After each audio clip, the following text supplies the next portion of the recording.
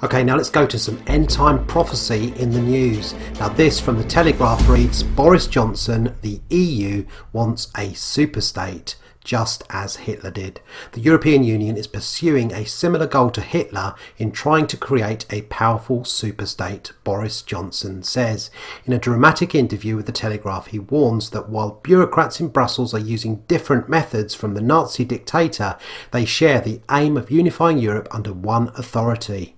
But the EU's disastrous failures have fueled tensions between member states and allowed Germany to grow in power, take over the Italian economy and destroy Greece, he warns. Mr Johnson invokes Winston Churchill's wartime defiance, urging the British people to be the heroes of Europe again, set the country free and save the EU from itself by voting to leave in the referendum next month.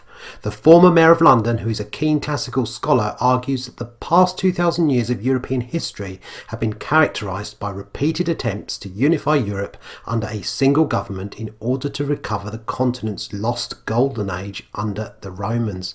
Napoleon, Hitler, various people try this out and it ends tragically, he says, and the article goes on. And of course, friends, Boris Johnson is talking about, although he wouldn't call it that, he is talking about the revived Roman Empire as prophesied in scripture. Friends, I've been saying this for years. The EU would be Hitler's dream come true, as I said on last End Time Hour.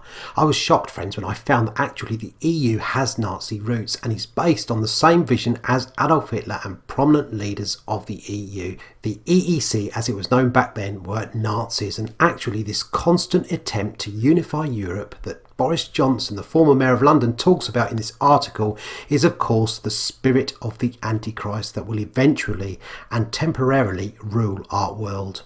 Now Hitler's Minister of Propaganda believed this, and he chillingly declared whoever dominates Europe will thereby assume the leadership of the world.